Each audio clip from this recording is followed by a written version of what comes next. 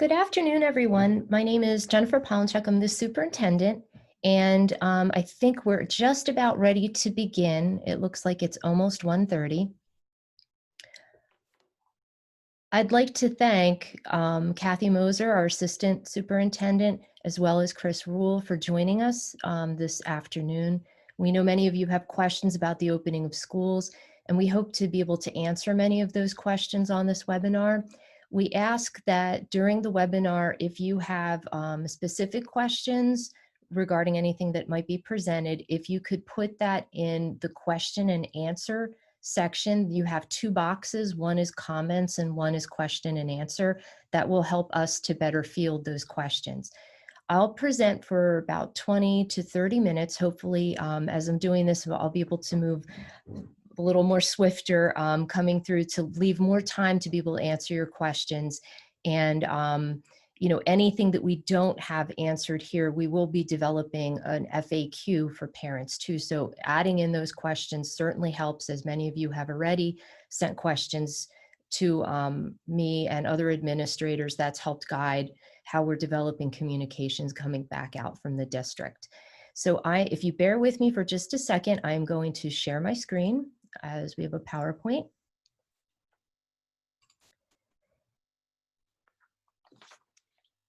And hopefully you can all see the reopening of schools. Chris and Kathy, if you can just acknowledge that you see that. Okay, great. Yes. Thanks very much. Okay. So we know that you need information to make decisions for your children and family. And this webinar will outline the 4 reopening plans that the administrative team has developed for the Lewisburg Area School District.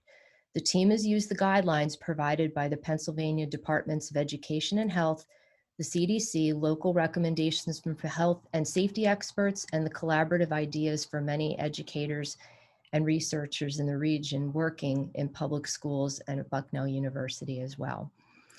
The format of the webinar will include the overview of the reopening plans, which does include the 2 plans the district intends to use unless conditions change in Union County and or further guidance comes from the governor or other officials. And I have to say at the outset, the parents do have choices for their children, and each school district develop plans for reopening based on their community's needs and available resources. There will be an opportunity for participants to ask questions and to voice concerns.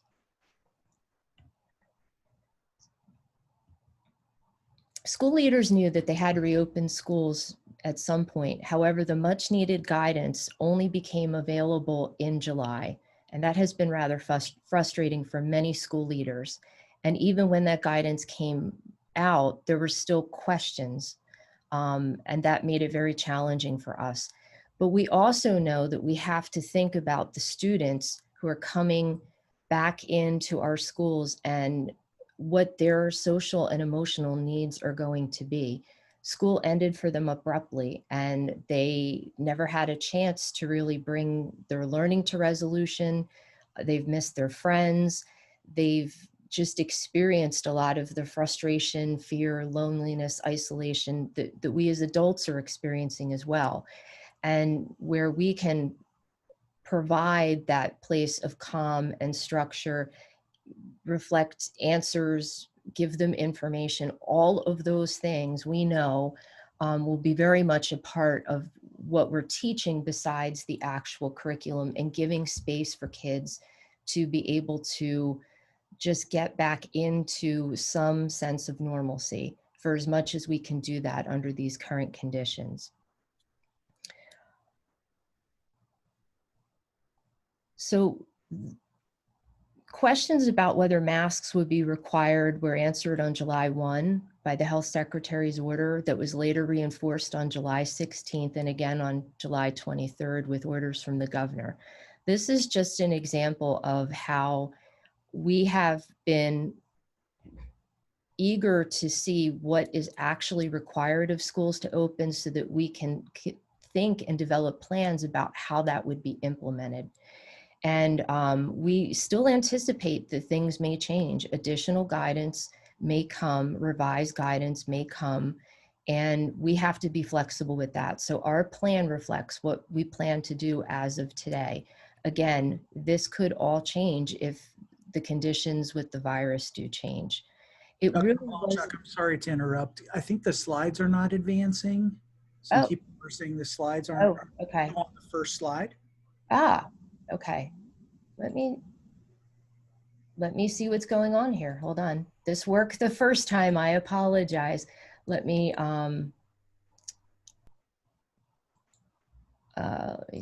try and reshare. I'll let you know if it's working for you.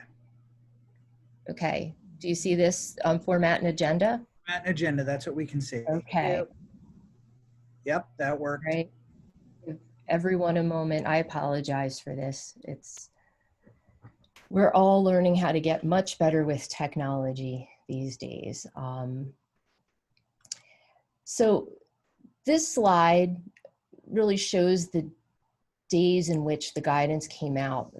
The July 16th was really one of our biggest days where we received the information regarding the opening of school and what specifically schools should be including in their health and safety plans and the considerations that they would discuss with their local teams and local health and safety officials.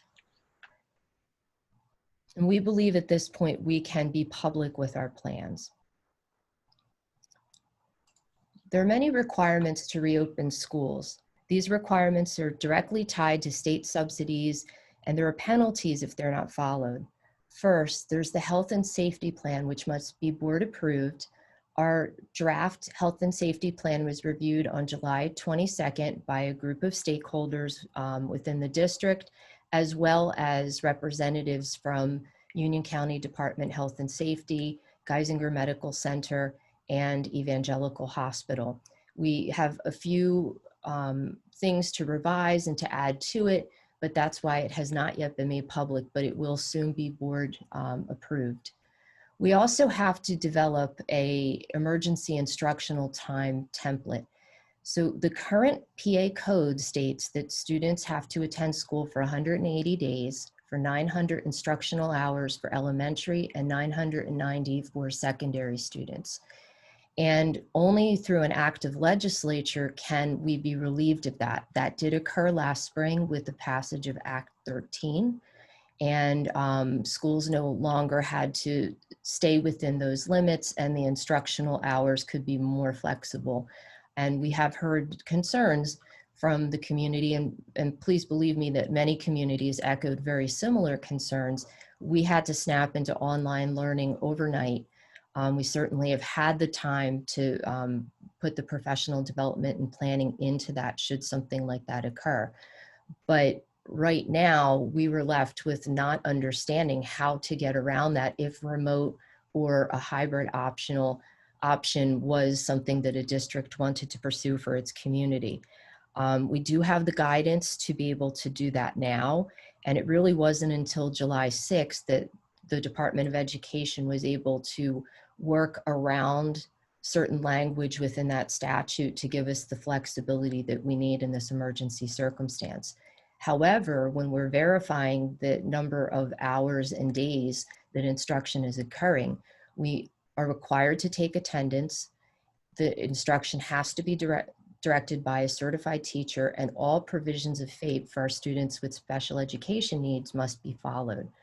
So these are all things that we're wrangling with when we think about opening up schools. These are also on the second half of the slide where many of our guidelines and recommendations have come from, as well as from other health experts and professional organizations that are looking to help school districts open schools safely, but also ensure that the instruction is at a caliber that families would have been used to. So these are our 4 plans, and I want to first say that we are committed to providing a rigorous education for our students. And I want to emphasize that regular attendance will be taken in each of the 4 options, and students will receive grades. The online and remote options have challenges, but we've constructed these options in a way that can have that level of accountability. As of right now, unless the conditions in the county change, there are two options for students. First, there is the in-person school, which will be heavily modified and adapted for social distancing, which is required. Everyone is required to wear a mask or a face covering, and this will be enforced. We recently learned from legal counsel that masking can be enforced. In the health and safety plan draft, which was reviewed by the individuals that I spoke of, we've included that as a requirement. Nothing, even with the revisions to that plan, would be eliminated. If anything, additional mitigation efforts would be added to the plan. Parents do have the option to enroll their children in the LASD e-school. The e-school is through a partnership with the Central Susquehanna Intermediate Unit. That program is what many area school districts are using. It is an online curriculum facilitated by certified teachers. Right now, Lewisburg Area School District would have vendor-provided teachers, but if we have enrollment of at least 15 to 20% of students in grades K through 5, we would be able to reassign a teacher to be the e-school teacher. That means that 15 to 20% per grade level, we can reassign one of those 7 teachers to be the e-school teacher, and then that teacher would deliver the instruction to the students participating in that venue for their education. For the middle school, it would need to be a similar percentage to have teachers reassigned, and because of certifications, we would be able to do the same for high school, but it will be a little bit more complicated to do that because of the array of courses that students can take. The next two plans are the hybrid plans and remote learning. They're right now shaded in gray, so we have been planning for this, and I will explain what they are as well as why we're moving in the direction we're currently moving in. The remote plan would only be used if schools are ordered to be closed again. The hybrid plan is for students in grades K to 5 returning to school, but spread across the 4 schools for even greater social distancing. Students in the middle school and high school would have remote online learning. This would occur in a synchronous schedule where teachers would meet with their students at each day and provide instruction virtually through Google Meet or another platform. Attendance would be taken in each class and students would receive grades. Lewisburg Area School District would move to this plan if the conditions in the region changed. So it's important for parents, especially our elementary parents, to know, because I know that childcare is something that is of concern to many of our parents, that right now, unless we're all forced into remote, we would have just in-person learning as our reopening plan has. But if we do have to shift to a hybrid, we intend to bring the elementary students in and have the secondary students continue with remote learning, but it would be on a schedule. It may not follow the same exact time of the high school schedule, meaning it might not need to be at 7:30 in the morning. It might be able to start at 9, but it would be much different than the experience that we had from the spring. There are a number of logistical challenges for teachers to provide remote instruction to cohorts of students while instructing another cohort of students at the same time. So some school districts have opted for an option where the students come in for 2 days and do the remote learning. We see those obstacles being challenging for us with our current set of resources. Other school districts may have different resources to be able to do that. And I do understand that some school districts are providing students with the option to Zoom into class, and we are in the process of getting school board policy in place for live streaming. I would caution our community to consider the potential interruptions to instruction as well as the high bar of accountability with the number of required hours and school days. A hybrid's not a recommendation at this point for those reasons.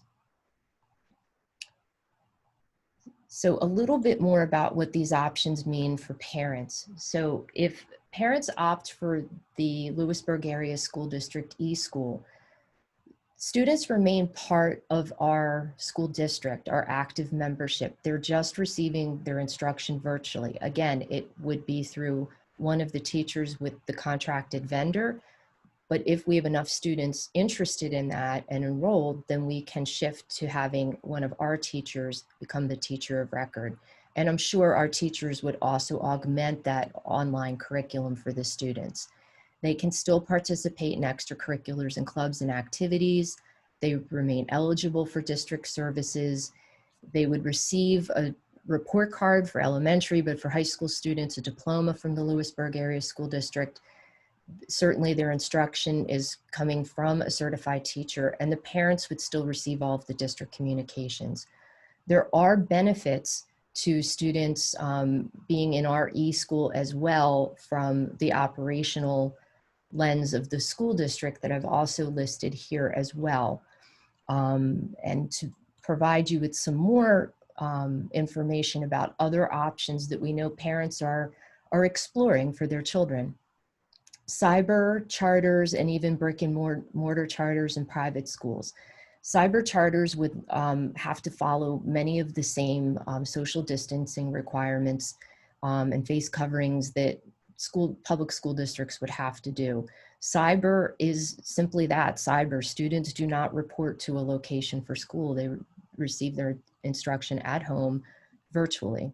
Private schools it's recommended that they follow the same procedures, but they may or may not. There's nothing to mandate that at this point. Tuition, it is true that if students attend either a brick and mortar or a cyber charter, it is free to the parents. The school districts pay the tuition.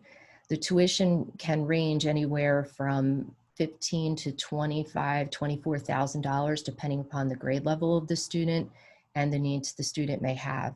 That becomes funds that in our current operating budget that would be then no longer available for our own programming.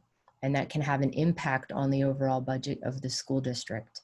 Parents would pay the cost of any private school tuition on their own. Certified teachers. Charter schools are required to have at least 75% of their teachers certified. Private schools may or may not have any certification requirements. It just depends on the operational charter of that private school. Most of these institutions do have certified teachers, though I don't want to mislead anyone into thinking otherwise. But public schools are required to have all Pennsylvania certified teachers. As I spoke about the mitigation requirements, and they may vary. So if there's a safety concern on the part of a family, that's something you really want to speak with that school or organization about to see exactly what they plan to do. Students in either option, charter, cyber, brick and mortar, or private, are no longer Lewisburg area school districts. Private school students would not be able to participate in any of our activities or extracurriculars.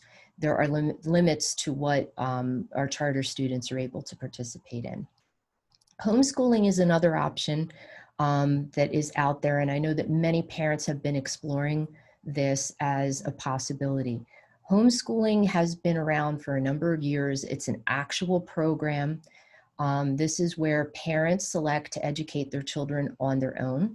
There are some requirements on the part of the school district simply to account for any compulsory age students. However, we don't direct the instruction in any way.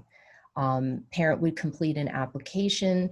The parent is the homeschool program coordinator and would need to secure their own private evaluation at the end of the year. They would receive a diploma from PDE stating they were homeschooled, and it's worth looking into the implications of this for any future educational choices or planning to see if homeschooling has any kind of impact either way. In terms of access to curriculum and materials, school districts have to provide the curriculum, so the curriculum documents that we have, and access to textbooks. And they typically don't provide more. That's all that we're mandated to provide. Many parents, if they do homeschool, join homeschooling consortia to create networking groups where parents may have their kids in a pod, and one that's more comfortable teaching math would teach the math lessons. The other that's more comfortable with reading and language arts would teach those lessons. And then those students have that opportunity for that social interaction, and the parents are more comfortable with that content area that the students are learning.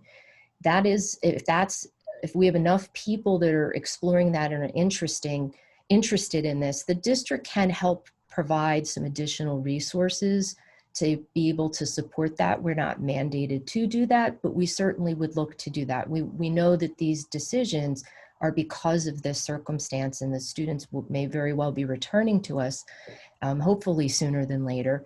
And we'd like to make sure there's enough continuity in place for the students and support for parents as well. Okay, so our next series of slides is really going to focus on how it is that we're increasing the health and safety for both our students and our staff as we return to school. And it's important to know that taking multiple precautions is the approach that all of the experts have provided through their guidelines or in any presentations that they've been giving to educators. We know that there's a lot of research out there coming out about COVID-19, and in many respects, the precautions that are in place are those that may be in place for any outbreak of a disease of this nature that has this viral infectious ability. So thinking of it as multiple layers, we are going to require masking of everyone, masking or a face covering as per the governor's order. And that will be in place until we hear otherwise. And the guidelines suggest that we can relax that. We have the ability to do that. I know that is a big question that our parents have, but masking isn't enough. It's the thing that the individual can do to help mitigate the spread of the virus. Social distancing will be a part of this, frequent hand washing and cleaning and sanitation. There's also a great bit of research coming out about air ventilation and filtration and how that can help to mitigate some of the contagions that are airborne in the air, and certainly things that the district can do to upgrade its current systems are being explored. And that's a long-term solution to a forever problem. We always get a bad cold or stomach bug, floating through a building. It just happens. And whatever we can do that's more permanent and is better for everyone's health and safety, we will attempt to do. We will also look to have a health and safety forum in early August, where a panel of experts can answer some of the questions the parents have with regard to schools, but also to perhaps some of their own personal safety. I know it's very difficult to sometimes navigate through all the information that's out there.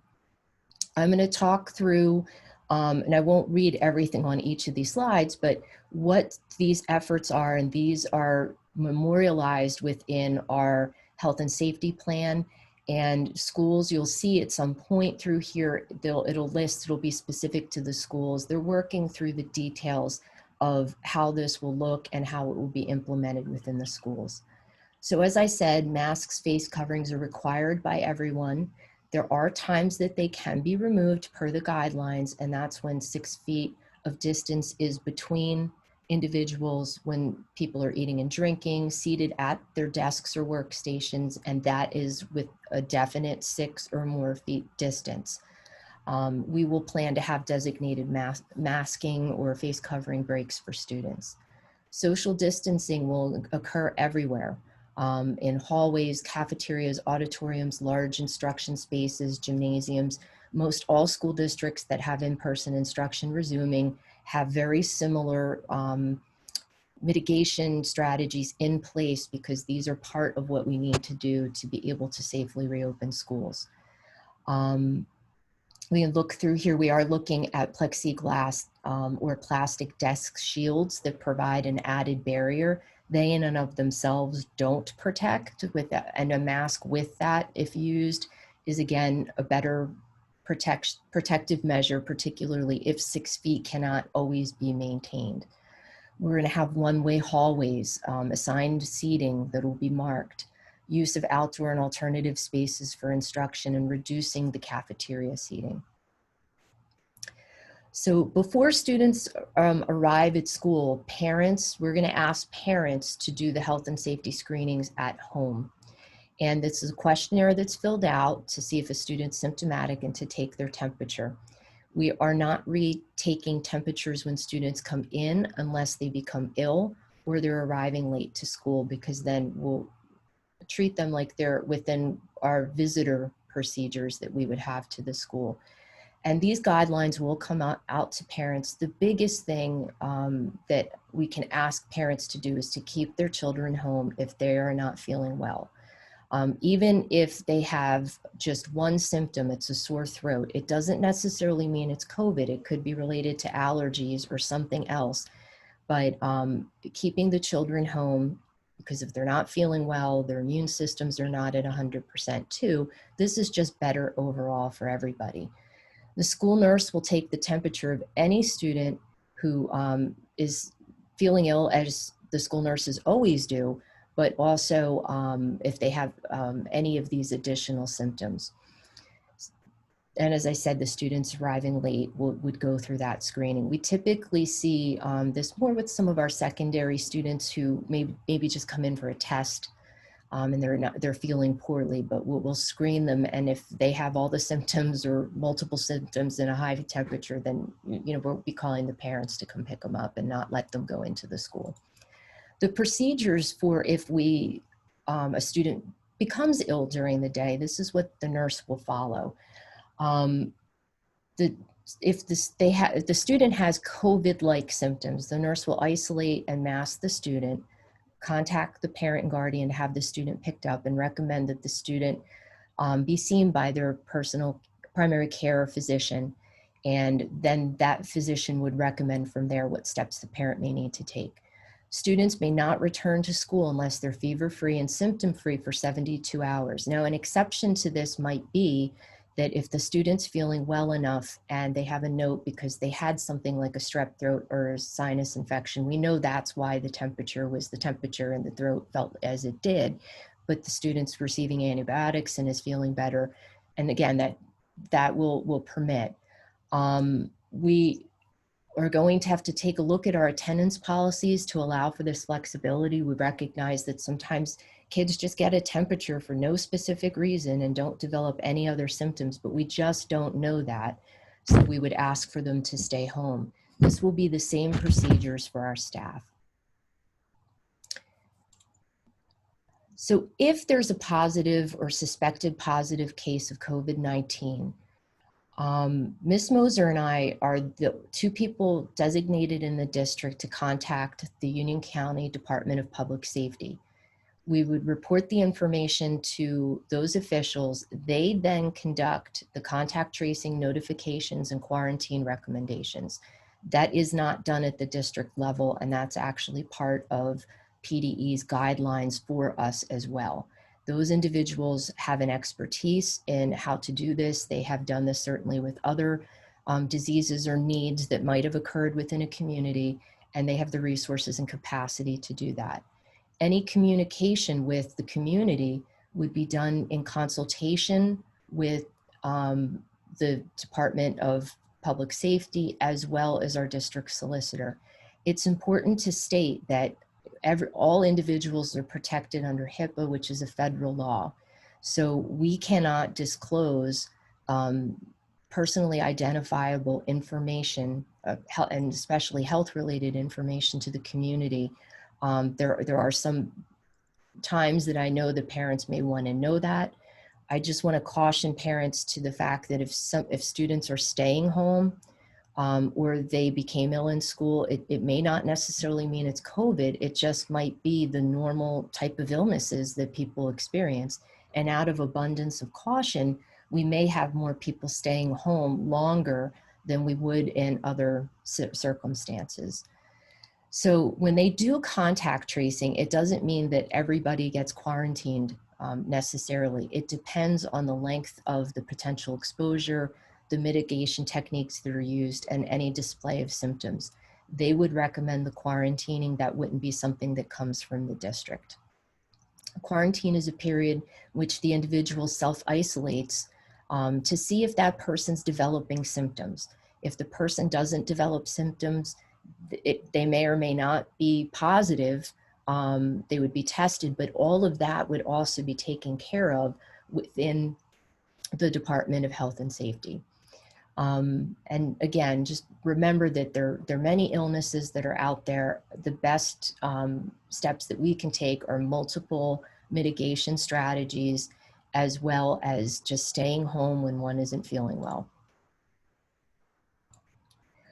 Transportation to and from school. We are encouraging parents to drive their students to school, and if students are eligible to drive to school, to do so. We are still waiting for definitive guidelines regarding transportation from the Pennsylvania Department of Education, but as of right now, we will have 2 students to a seat, family members seated together. Bus drivers will have masks and face shields. Face coverings and masks will be required by students when they get on the bus, while they're on the bus, and they cannot take them off until they're off of the bus and 6 feet away from the next student. Students will have assigned seats, and how we load the buses and assign the seats will be different, so that students move to the back first and then fill forward, so that they're not passing each other, and then reversing that when we have the drop-offs in the afternoons. And the buses will be cleaned after every run. Arrival and dismissal procedures will be different. We've really worked towards getting everybody coming into school through one door and exiting through one door. We're going to need to look to use the other doors, just so simply we don't have the crowding that we have. Every school is developing their plan. It will look a little bit different. They're taking into account that we have car riders and the car rider line and what those procedures look like. They may be revised as, you know, we see what the traffic flow is for coming in and out of the buildings. And students, when they come into the building, will report immediately to their homeroom or classroom, not in congregate areas like the cafeteria or the gymnasium or any of those places. And we will have staff monitoring them. Instructional spaces and experiences that students will have will look very different than what we currently have classrooms configured to be. They will have very minimal furniture, and that's necessary to be able to have the number of desks that we can have mathematically within a room to maintain social distancing. And many of these other structures or configurations are there so students can collaborate and they can work together at stations, and all of those things really aren't going to be permissible. It's going to be more of the students are seated at their desks and the teacher is at the front of the room teaching. That's what it's going to look like. We will have those portable desk shields, and there's an image of them there. And again, they provide some mitigation, but they aren't the end all be all. Shared materials will be eliminated, if not, you know, just looking for how to have kids have their own sets of materials that they're using in instances where they have to be shared.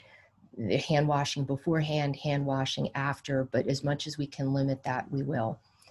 Other large group spaces will be used throughout the day. Special subjects such as physical education, music, we're going to have to look at alternative spaces for where they meet, as well as how we can revise the curriculum and modify it in a way that some activities kids just may not be able to do in these conditions. Students, if there is an opportunity for them to work closely together, and this is more high school students, they'll be limited to 5 minutes. And this is more of what you might see in a lab. They'll do what they can do independently, and if they need to come together to do that, but other ways in which you know, they may be able to accomplish that lab, but not do it being very close to one another. And again, masking will be enforced. Movement and personal needs in schools. So our hallways will be designated as one-way hallways, one-way stairwells. Students will have access to the bathrooms, but these spaces will also be monitored to ensure kids are not crowding. Students will be using their backpacks instead of lockers, or having their personal belongings with them at their desks or chairs. Water fountains, we're going to use the touchless feature that we have in many of our water fountains so that water can be filled into a bottle, but the spigots will be disabled or turned off to keep kids from getting water by mouth.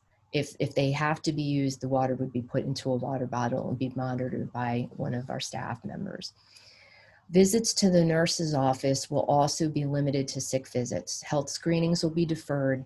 We're going to have, supplies of Band-Aids and ice packs and other things that kids may need, but they don't necessarily need to see the nurse for, available to staff to distribute. And of course, in the case of an emergency, the nurse is still there. But we want to limit the traffic in the nurse's office where there may be children who are ill. And the nurses are very vigilant about monitoring all of these precautions. And it's something that will just have to change for this period of time. Visits to the office will also be limited just to essential needs.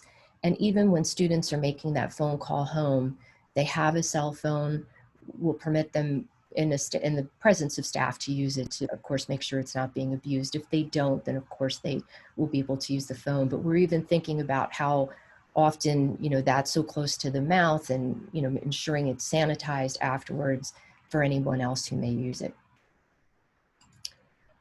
Schools are cleaned daily. I know that there are some questions about school cleaning that we had received. We actually have two shifts. We have the day shift and we have an evening shift where a bulk of the cleaning is done. So we're modifying that cleaning schedule to include additional cleaning, wiping down the high touch surfaces that are all throughout the building, using only EPA approved disinfectants. We don't want people to have ill effects from the chemicals that are used in many of these cleaning products, and investing in electrostatic sprayers and misters. We already had at least one or two in the district, and we have more now on the way.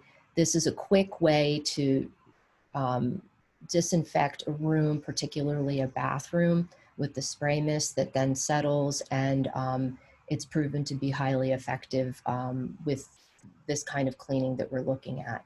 We're also looking at other technologies, and that may involve some of our air ventilation and filtration. Students will only be using soap and water and maybe a paper towel. We're not asking students to use Clorox or any of those materials. If something like that needs to be used, that would be by a staff member. There will be signage all over the place, reminding students about masking, social distancing, what direction to walk in, and the importance of proper hygiene, and prompting them, when they're going to lunch, that washing their hands first before they eat, and then when they're finished, the signs will be all over the building in logical places to help everybody remember what they need to be doing. Students in lunch and recess and for masking breaks, they will be seated 6 feet apart. There will be a rotation between the classrooms and the cafeteria. It's good for kids to get up and get a change in scenery. That can also include outside. So schools are working on those schedules. It will look different school by school based on the age of the students and the available space. The lunch menus will be simplified for easy transport so that, if students are going to a different location or back to their classroom, that, we don't have things spilling all over the place. Students will have masking breaks throughout the day. They'll be scheduled. When they're having masking breaks, they are 6 feet at least apart, but we would look for more. We know that that's important for students to have. In the PDE guidelines, they can let their masks down when they're eating or drinking, and they're 6 feet apart. They're seated at their desks and assigned to workplaces at least 6 feet apart, and engage in activity where it's okay to have it off, like in recess or something along those lines. So we'll be monitoring that. There will be a lot of training with staff on how to do this appropriately. Recess, we'll still have it, but we'll look at how we can arrange recess in terms of the playground equipment and the use of the playground equipment in such a manner that we have social distancing. Other restrictions, we will be limiting visitors, if not restricting visitors to the buildings, and anyone who has to enter the building would be going through the COVID-19 health screening. and they're required to wear face coverings. So visitors, for example, if there's a repair that's needed to be done or somebody coming for a particular meeting, those are the visitors we're talking about. But just we're really looking to make sure we're just keeping this to our students and our staff. And that goes for the volunteers as well. And I know that's difficult in elementary, where I know many parents volunteer and the school depends on the volunteers. We will need to look for another way to do this. Field trips will be postponed. Clubs, if they occur, will occur virtually. Facility use by outside groups will be restricted. So this allows our custodians to focus on the additional cleaning that they have to do in the evenings and not be interrupted by setting up or breaking down for an outside group that would be using our facility. And guest speakers will be restricted or conducted virtually if that can be done. So our next steps would be to take some of the questions that you have, if they have not already been answered. We are developing a frequently asked question guide for parents as well as for students and for staff. And for the students, it will be developmentally appropriate. So we're thinking about this through all the lenses of how to help people imagine what it's like to come back to school and what they will need to do in order for that to happen safely. We will be posting a number of resources on our website, as well as the expert panel Zoom. We'll be getting that scheduled. And we will be sending out a survey regarding transportation and the commitment that parents have to either the Lewisburg Area School District e-school or another option. And we'll need that for our planning. Again, this is completely a family decision. And, you know, we want to support you in what decisions you need to make for your family. We know that if we wouldn't even be talking about most of this if we weren't in these current conditions. But throughout the year, we will be monitoring and adjusting and keeping you as informed as we can. And please keep in mind that our decisions are based on what guidance we receive or orders from the Department of Ed and Health, as well as the governor, as well as Union County and the local officials here, because it can be different across the state or even the country. So I can open it up for questions, Chris, if you would like Sure, to. Dr. Pollinchuk. I was able to go through and answer a few of them online, Okay, great. but my typing didn't keep up with all of them. So we'll go through, we'll start up at the top. What are the consequences for not upholding the face covering policy? Okay, so what we're currently doing is looking through our existing policy to see you know, what the consequences already enumerated in that policy might be for a student. So first, let's talk about how we'd handle it. So if a student, if we're talking about young children, if the mask comes down because they're getting fidgety, they're getting a little frustrated with it, this might be a time for a nice mask break, maybe just that child has with a staff member, and a conversation. If child is all outright refusing to wear the mask, then that's a conversation that would happen with the principal and ultimately with me if it then needs to escalate to having a conversation with the parent about why the child doesn't want to wear the mask. And, you know, again, we have to take into consideration that, you know, we know we're working with children, and we know that, you know, there will be times that they may not, you know, completely comply, but it's all about why they're not doing it. If a mask is creating too much consternation for a child, maybe there's an alternative face covering. The important thing is to have the face covering, and we will work to have those solutions. But if it comes down to a child refusing to wear the mask, no support from parents with regard to that, or direction not to wear a mask, then since it is required, we'd have to look for an alternative solution to the child's education, but it cannot be that the child can move about in the school as the other students. If we enroll in e-school, is a computer provided to each student or just one per family? To each student. Okay. What conditions would trigger the hybrid option? Meaning, is it the number of COVID cases in the county, number of cases in the schools?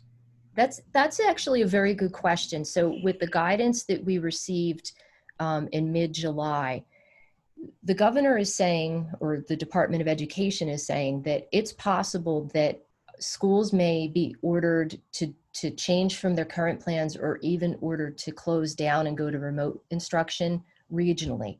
So if we look at the state right now, Allegheny County around Pittsburgh, and then Philadelphia itself and some of those surrounding areas, they very well may end up in a situation where they have to go remote, but everybody else can stay open. We would look at a hybrid more so by our local conditions in consultation with the local health and safety officials. If we're not able to maintain the social distancing within the schools, we find that folks are too non-compliant, that might be a direction we look, but we also recognize that the students will probably receive half the instruction they normally would have in that hybrid. So we'd have to look at other adjustments that would need to happen in terms of the school year, and how that remote component would be delivered to make sure that we have the requisite number of days and hours.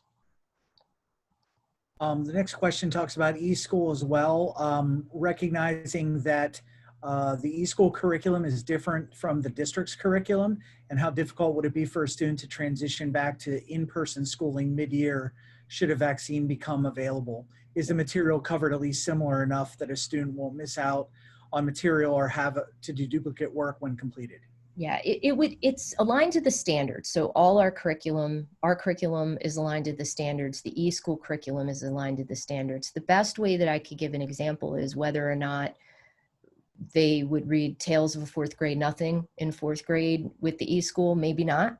That might be a book that we read as part of our curriculum here, but they read a different book. So that's where the difference would be. Students would not be required to make up any of the content that they would have missed if it's specific in the sense of we read the story A instead of story B.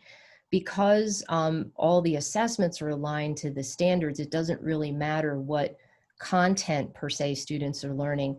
They're learning how to navigate those standards. And so the assessments should have nothing to do specifically with that content that's taught. So in fourth grade, if we're learning division, which we're learning even before that, but if we're supposed to be mastering it, they would be mastering it there as well. Fractions, things of that nature, that remains consistent, but how it's taught is what's different. Is anything being done to address the lack of air conditioning in, it says the elementary buildings, but a lack of air conditioning all the way up through the middle school, and worrying about air circulation just with the students having to wear masks in the heat? Yeah. So we actually are discussing how with Siemens, that is our, I'm going to say provider, but they oversee our systems that deal with our HVAC, for any upgrades that we can add for air filtration and ventilation. Now, in order for that to work as best as it possibly can, of course, that would be air conditioning, because you would be using that recycled and filtered air. Installing air conditioning was something I understand the district did explore. It wasn't a direction the district went to, and when that first happened, and this predates me, so I'll be honest, I can't completely speak to it, but there's a large cost associated with doing that because of the retrofitting that would need to happen, and with all the ductwork and actually all of the electrical systems. Right now in the elementaries, if every classroom, we even put a portable air conditioner in each of the classrooms, we would probably blow the circuits. It won't hold that capacity. So there's electrical work that would need to be done, as well as other work. And quite honestly, even if the money fell out of the sky, I don't know that could be secured and installed by the first day of school. These are typically projects that are planned months in advance, because there's a lot that goes into them. So we are looking at the air filtration and ventilation, but air conditioning is not going to be on board when we come back to school. Can you talk about what safety measures are going to be in place on buses to and from school? Okay, so everybody will be wearing a mask and have assigned seats. two to a seat, families together. The loading and unloading procedures will be that the students that are dropped off, let's say the ones that are picked up first in the morning, they move to the back of the bus, and then you fill the bus moving forward. We reverse that on the way home so that we don't have so many students passing that hallway or that corridor on the bus. The buses do have cameras, so we will be looking to see if we get a report from a driver, or sometimes as the students will actually say Johnny wasn't doing what he was supposed to be doing on the bus, then the principals will be intervening with the students. Because children will likely be kept home much more frequently, will there be opportunities to stay engaged with the class during these extended absences? Yes, yes. So the live streaming that policy that we're looking into, to be able to do that in some form, if students are home, let's say they're ill and they're waiting out their illness, or they were ordered to quarantine and they're just there, we certainly will look for ways to get their faces in front of their classmates and for them to see their classmates. Can you talk about what the driving decision is to not take temperatures at school? There are going to be parents who won't do the survey at home and send their children to school regardless of whether or not they're sick. Right. So if we take first, there's a couple of things, and I'm just sharing what was shared with us in terms of what we received from the medical experts. First, if we were to take everybody's temperature when coming into the school and then have to maintain 6 feet of social distancing, that would, besides take a lot of time, it would be very difficult to maintain that social distancing. And taking the temperatures and everybody waiting in line to take their temperature, you would also create a bottleneck coming into the building.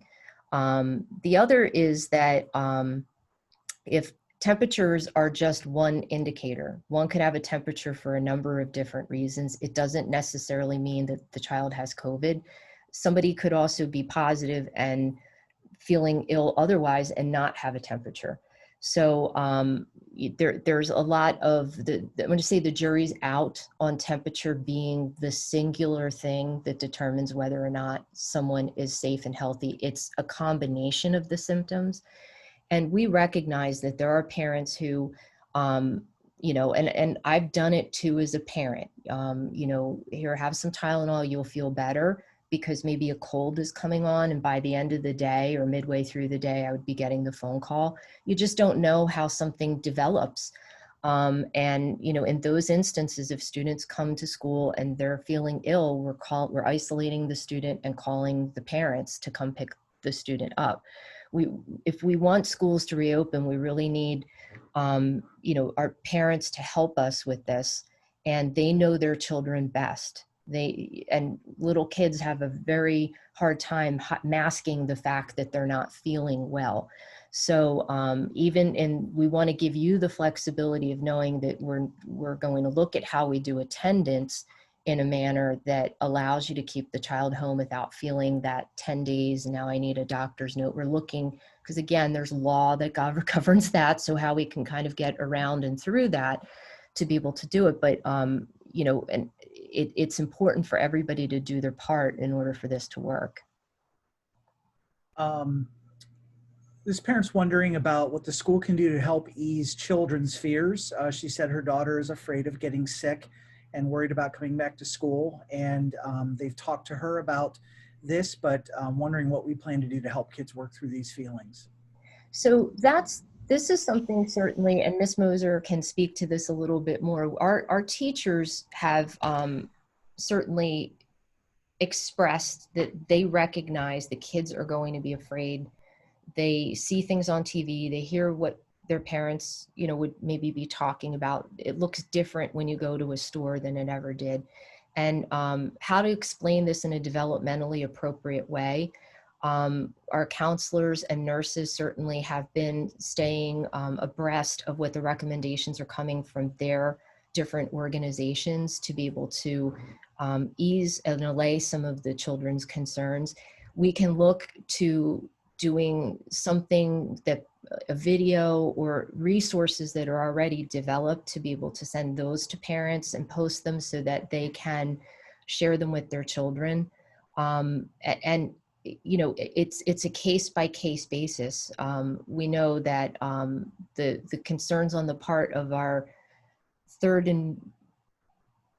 second and third graders may be a little different than our kindergarten and first graders, and it's going to be different than our sixth graders and 12th graders. So we really need to take a look at that and do it in a way that makes sense to the kids. We want them to do all these safety precautions and not think that it's okay to not wear a mask. But we also want them to know that, you know, if we're doing all of the right things, the chances are better that people will not get sick, but there's no guarantee of that. And you know, how to be able to do that. So Kathy, if you want to chime in here a little bit. Sure, I'm happy to add. I will gladly share with everyone listening that for the last several years, 2-3 years, the school district has placed in our professional development a high priority on what's come to be called social emotional learning. And social emotional learning, broadly defined, addresses, I believe, the nature of that question. How do we look at the whole child? And it's much, much more than content and skills instruction. It really is the affective development. And these are certainly some of the most challenging pieces for our staff, even before there was a pandemic and a school closure. But it's very much in the forefront of what they're thinking. It's very much in the forefront of the PD sessions we have held to date. Our staff has had social emotional learning, professional development. They have had trauma-informed education provided to them through both our school counselors and our social workers. We've brought them forward with some training so that they can be the turnaround training resources to our teachers. We utilize a second step curriculum for some of those lessons. I'm sure we'll continue to develop those. And even now, as we begin to plan for back to school, I know that at each building level, they're looking at what some of that front 2 and 3 and 5 days needs to include in terms of opportunities to sit and talk with the students, opportunities to provide the children a chance to share some of their questions and concerns coming forward. And I'm pleased to say I do believe our school counselors and school social workers will absolutely be the resources, along with the community resources that they know to access to provide at developmental levels what our children are in need of. Next question deals with, will there be additional outdoor recess time to offer more open air time throughout the day? And is there any consideration of outdoor classes? Dr. Polinchuk, I can maybe take the first one. I would love to be able to offer more outdoor recess time. It does become a bit of a challenge as we're even looking to make the recess groups smaller so that there's more social distance available on the playground, as well as having phys ed classes outside whenever available. You know, we have to balance all of those things out as well. You know, just the timing throughout the course of the day, what's available, and also trying to limit as many transitions as possible during the course of the day, because the more kids that are in the hallways, that's also something that the PD guidelines have been asking us to really be careful with. So we're going to have to really try and balance out being able to provide some of those breaks in the classroom. Outside of the classroom, kids will get recess each day. And also we are continuing with our specials program, so they would be having phys ed available and music every other day as well.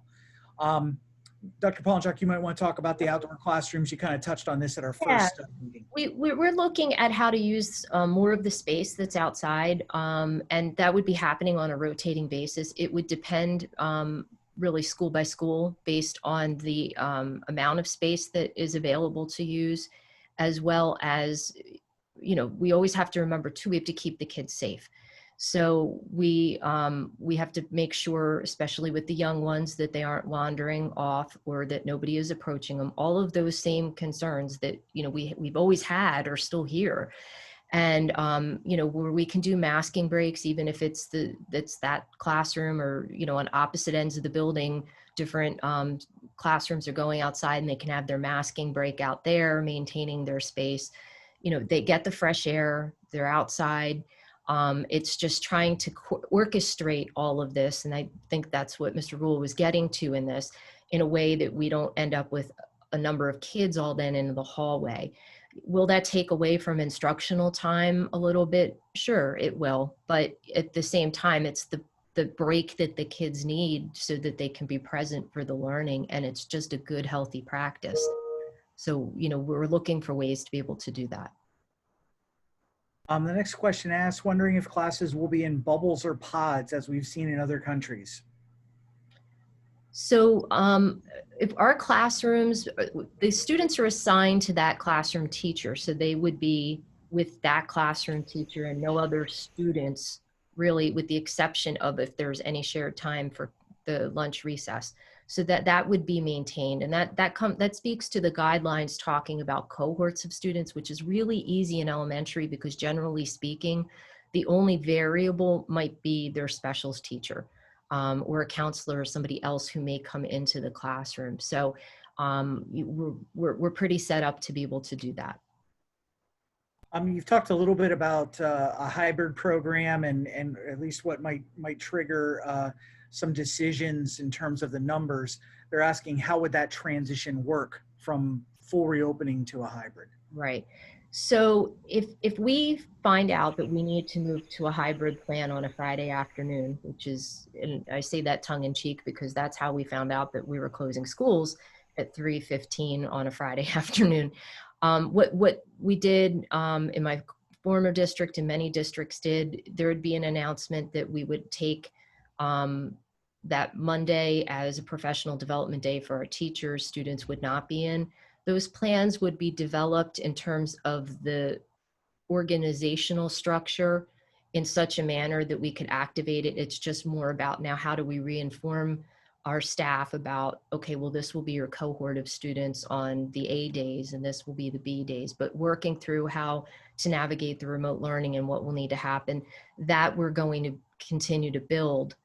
Because it very well may be that that's how we end up having to start school as well. So, you know, we're planning, but we're planning for plans at the same time. Many elements and threads remain the same. Our health and safety plan is written for an all-in-person learning.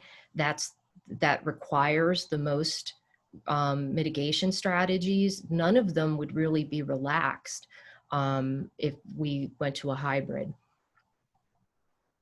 The next question asks, how are we supporting staff, teachers with some of the challenges that they're going to be facing this year? How are you making sure the morale of teachers remains positive throughout the year, given the emotional and psychological challenges and even health risks to them? Right. So I've been working, and again, whether everybody knows this or not, I just joined the district July 1st. So I've certainly been talking with Ms. Moser and some of the principals and Mr. Fairchild and board directors prior to coming to the district. But one of my first meetings in the district was with our two LAEA presidents, and to get a sense from them on what, letting them know what the plans were, where we were with things, but also to ask them to have anybody come forward that might have additional health concerns that aren't to the level of needing to be excluded from work, but they may need some additional protective measures. If we know what that is, we can get it purchased and into the buildings in time. So they have done that. Some communications also in email to staff. I am holding 2 of these types of forums with staff this week as well. They have very specific questions to the operations within the district. They've also been communicating with their principals, but I have to say, I recognize many of them are nervous. We know that the transmission of this virus is greater amongst adults than it is with small children, but they are concerned for themselves and their families. And we want to assure them that whatever we say we're going to do, as an example, masks enforced, if we will enforce that, we won't get relaxed about it. We're not going to say these things because we know that these measures all stacked on top of each other lessen the chance of anything occurring. So it's a lot of communication, looking to also, have some of their specific health related questions answered by the medical experts and getting them access to those individuals. And I have to say, it's not just with our teachers. I've also met with representatives of our union and non-union labor groups as well, because, it's not just the teachers, it's the custodians, it's the cafeteria people, it's the, secretaries, all of these people. And I have to say that in many respects, the questions that they've asked or have you thought of, they offered things that, wow, I wouldn't have even thought about that. I completely credit the use of the phone, how kids were making the phone calls home because they forgot this or that. I wouldn't have thought of that. And that really was brought to us by one of the secretaries. And so there has to be a lot of communication back and forth, but we're all in this together, and we're optimistic that when folks have the information and they can close their eyes and picture how the day is going to look, it won't look like it ever did before. That will help allay some of their concerns. Dr. Polinchuk, if we're going to be similar to our first meeting, we'd have about 5 minutes remaining. Is that okay with you? Mm-hmm. Okay. And I'll give you this next question, then I'm going to sort of skim down through the remaining ones and maybe look for something that we haven't touched on, because some of these we've touched on a little bit. Mm-hmm. But let's say a student needs to stay home due to symptoms that may not be COVID related, like seasonal asthma. Will a doctor's note indicating that it's an existing health condition be accepted? Will there be options for remote learning during those situations? So it depends how long the student would be out. I would say we wouldn't enroll the student in e-school for that per se, but the normal procedures that we would have where the teacher would get some work, and if, again, however we get that live streaming policy in place and the equipment to do it as well, we want to keep the student in touch with the class. If it gets to the level of a homebound, where sometimes students do need to have that kind of instruction, they would certainly still have access to, it might not be that classroom teacher, but to a teacher who would provide that homebound instruction. But yes, the short answer is, of course, if we know that it's not COVID related, and again, this medical information, it's really important for people to understand. The school nurse is your main person to communicate with when it's anything of medical nature. And the principal, there's a confidentiality that we have as administrators that we cannot share certain information, and even to the level where Kathy and I are, it's even closer in terms of, we know way more that I really wish I didn't know some of the things that I know, but don't feel afraid that that's then going to end up in the hands of somebody that ends up in Facebook and all of that type of stuff. It's not coming from us. And the nurses, just as within their professional certificate, certainly have the responsibility to have that confidentiality. I did comment on pickup and drop off, but just there's a question here about changes with that. I would just caution or ask parents to help us in terms of drop off in the morning. Yes, we expect more people to be choosing to do that. But unfortunately, a lot of people wait till the very end of the drop-off window. I don't know that extending the window is necessary. If parents are able to get here closer to the beginning of that window, I think we can address that. Obviously, if people are running late and coming in, we're going to work through that. But we do want people to hopefully be able to drop off as close to the beginning of that window as we can. We've got a full 20-minute window, and I think that could work. With regard to pickup, we are looking to have maybe 2 different locations for pickup. So maybe one at the normal parent pickup and one at the gym side. We are going to have to monitor the vehicle situation, and if parents need to come a little bit later, that's fine. We'll wait with your students until you get there. But it does become a little tricky if we try to coordinate times, because you have kids in different grade levels, different, in some cases people are picking up children that they're picking up for a neighbor or somebody else. So it can be really logistically tricky if you start building too many layers of dismissal in there. So if we need to wait a little bit longer, we will, until everybody's able to come and get picked up. But we will be looking to make some accommodations, at least in terms of the number of pickup lines, so we can keep social distancing for kids and the adults that are coming. This one talks about third grade and third grade class being larger than many of the other classes, and have we considered hiring an 8th teacher in order to keep class sizes smaller? So I will actually defer to Kathy because I wouldn't have had any of those conversations regarding that. And I appreciate the question. I think we'll learn a lot here shortly relative to the number of families who may not be considering bringing their third grade student in to start the year with us. Likewise, if you think about a pre-K to 4 certification of our elementary staff, we have a greater flexibility to move our staff to grade levels where numbers of class sizes would be the largest. And that would be the flexibility and the quicker, more nimble reaction we would be able to take, rather than a posted advertising, hiring, bringing a teacher in, when again, some of this will be very tenuous based on factors greater than us at this moment. But I appreciate that question, and we are aware that that's a bubble group larger than some of our other grade levels at this time. I can probably take the last 2 here real quick if we have just another minute or so. One question was, will students be required to pack lunches daily, or will school purchase lunches still be an option? School purchase lunches will be an option. Breakfast will be an option for students. There just may not be as many choices as there have been in the past. You know, those may be limited, but we're not going to require that people must pack a lunch to bring. So we will serve school lunches. And then there was a question about the playground equipment and cleaning between recesses. And we do have, as part of our protocol, a cleaning process for the playground equipment during the day, as well as any shared balls, hoops, those kinds of things that we have. We do have a protocol for cleaning those in between the recesses as well. Okay.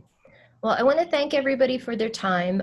This will be posted, and other resources will be available to the community in the coming days and weeks. Just look forward to a survey coming out regarding transportation and what your option may be that's not due immediately. But certainly with some of the questions that were asked here, the sooner we have some of that information, the easier it'll be for us to plan and then be able to answer the cascading questions regarding, the class size, staff, anything along those lines. But I do want to thank you, and I hope you have an enjoyable afternoon.